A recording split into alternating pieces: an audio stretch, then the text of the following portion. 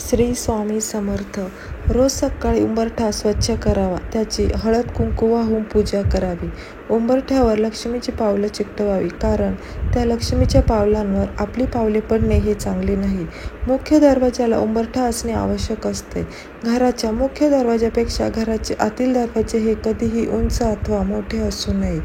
देवघरात देवाच्या फोटोबरोबर मृत व्यक्तीचे फोटो ठेवू नये.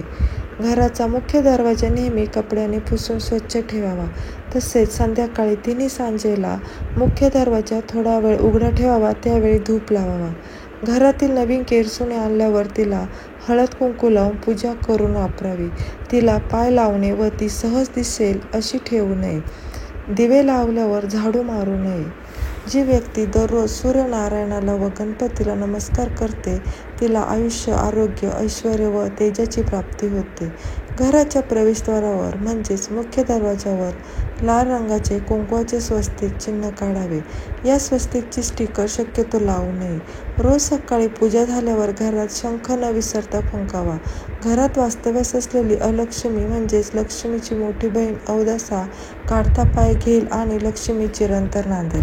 आपल्या कपाळी मधल्या बोटाने गंध लावूनच नंतर देवपूजा करावी, म्हणजे ती पूजा पूर्ण होते. वास्तूमध्ये किंवा पूजेमध्ये कोणत्याही प्रकारची अंत्यविधीची रक्षा ठेवू नये.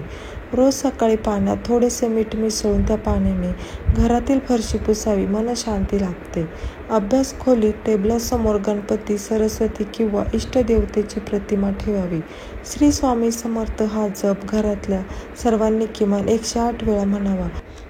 कोणाही एका व्यक्तीने रोज 1000 जप करावा, धनलाभ होतो.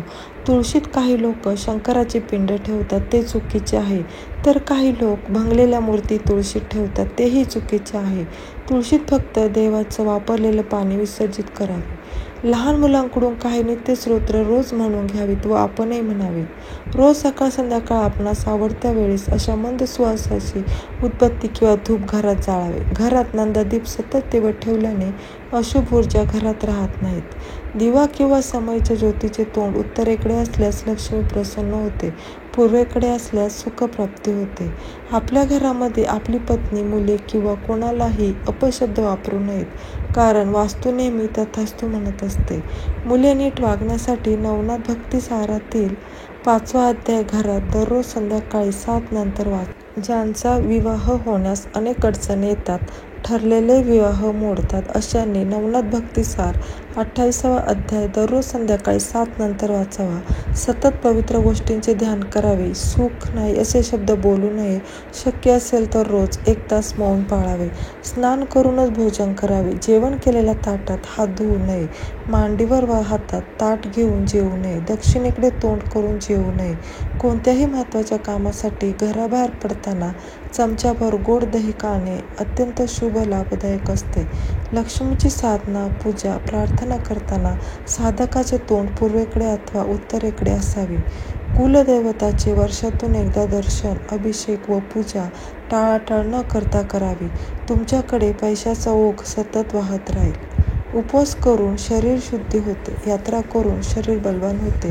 जप करून मानसिक विकास होतो. अनिष्ट ग्रहांची शांती केल्याने यश मिळते.